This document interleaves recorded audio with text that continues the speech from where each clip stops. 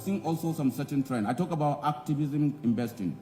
The BlackRock led by Frank, Vanguard Capital, State Street, you call it. Put them together, they are sitting on top of 11 to 12 billion barrels of liquid oil and liquid hydrocarbon.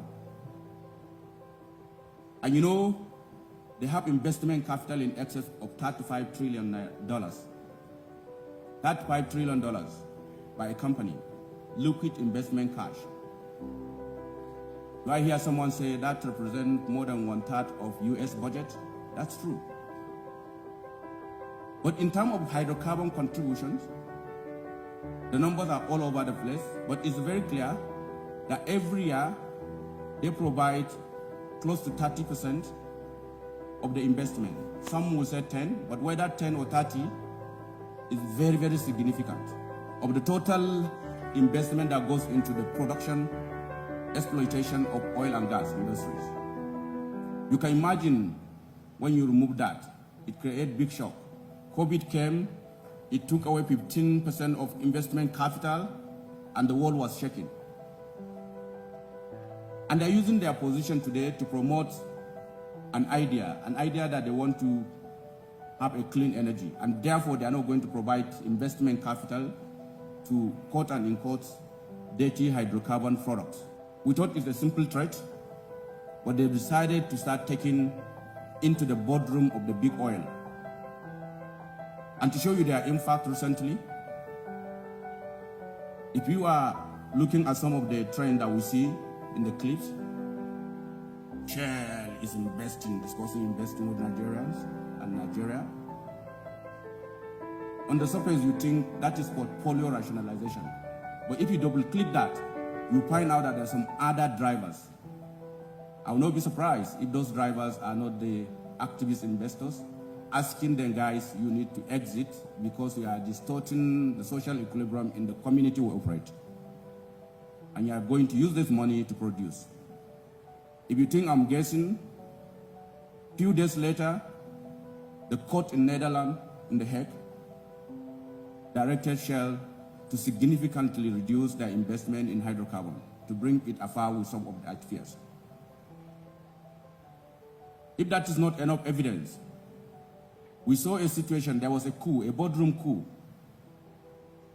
where anti-fossil fuel find their ways into the boardroom as board members, 2 of them in one day, into once upon a time, the most capitalized company on earth, ExxonMobil. And when you have 2 board members in a company like ExxonMobil, you can imagine what it would take for anybody to convince you to send your capital in a direction that you don't want to do. We thought 2 were big enough. 2-3 days later, they got the 3rd one. And so today, in the board of ExxonMobil, we have 3 activist investors with little or no understanding of the oil and gas industry structure and how it works. And how it works is that oil and gas industry is a long gestation. The consequence of that is redefinition of our capital and capital inflows. Today, investment capital has now become very, very selective and selective against oil and gas.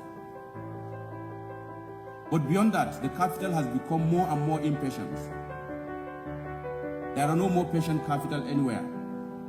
Nobody wants to invest in the whole cycle of 10 years from exploration to monetization of the OML license. People want to invest today and get the benefit tomorrow. So the impatient nature of capital and the selective nature of capital against hydrocarbon present a very compelling challenge for this industry. And of course, nothing. Ultimately, the combination of these, coupled with what we know about science and the need for energy transition, we've seen an accelerated push to migrate to low carbon intensive alternatives. Time will tell whether the decisions that are being taken very hastily by some of this big oil is the right decision, or they were decisions that were being compelled just because of activism. I was talking to one of my senior colleagues yesterday, and he said, well, it's high time for someone to speak the truth. And we have heard severally, if nothing is done and this trend continues, guys, we should be ready for a $200 oil. Reason is simple. If you stop investment in the oil and gas, you can only produce what you have today. And what you have today, in many instances, in 5 years, it will start declining. That is if you are not already in a declining mode. Many in our Nigeria is in declining mode. So there's no fresh capital for either brownfield or greenfield investment. It means we cannot grow the production. If we don't grow the production, the consequence is that we're building a short supply scenario for tomorrow. Economic fundamental demand and supply will come to play. Short supply, higher price. And so this is the world. This is the world that we see today.